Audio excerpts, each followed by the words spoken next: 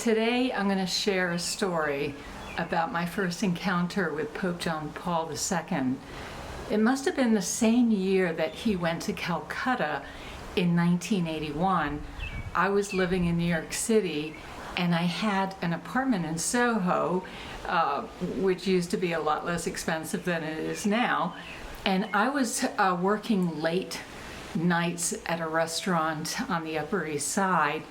And then I was also attending NYU in the master's program in journalism. This one particular morning, I heard all this commotion outside my window.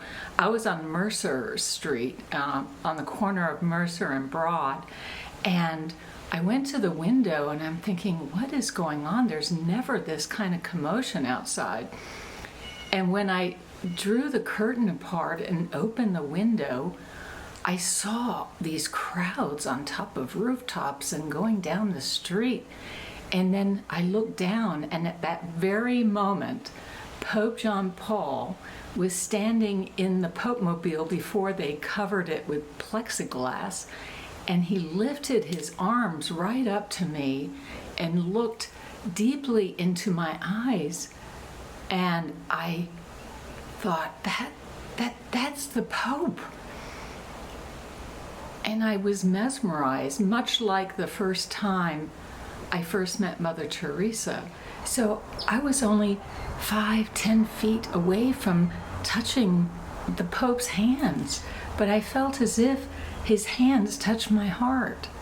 And I went and sat in the middle of my floor for about an hour in deep, deep contemplation. At that time, I wasn't attending church. I wasn't really leading any kind of spiritual life at all.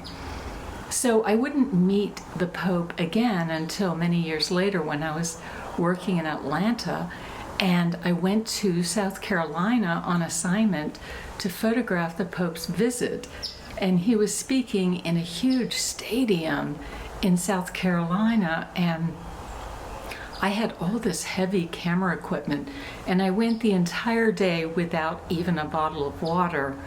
At some point, I was able to convince a couple of his security guards to let me in a little bit closer for a nicer photograph of him. On the way back from South Carolina, I was in a van with a group of pilgrims, and suddenly I felt very dizzy because of I was dehydrated, and the next day I couldn't even get out of bed. I fainted, and a good friend of mine took me to the hospital, and I was on an IV all day to be hydrated, but so what?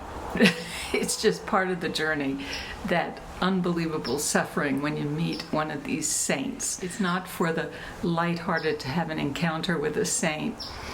I would not see Pope John Paul again until the beatification of Mother Teresa in Rome, October 19th, 2003.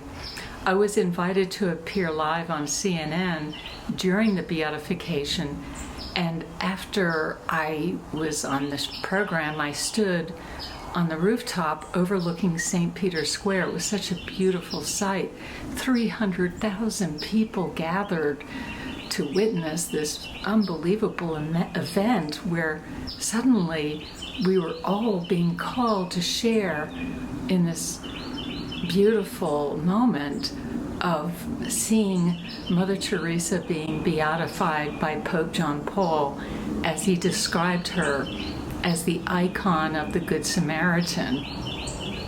And these tears of joy came down my face, and I looked over the balcony, and at that very moment, there was a sense of, again, recognition.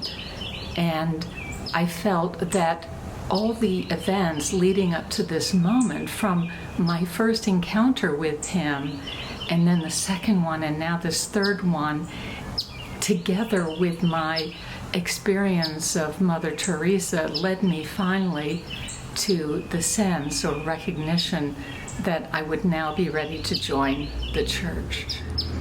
And so I really am grateful for that first encounter with Pope John Paul in New York City, and then many years later in Rome.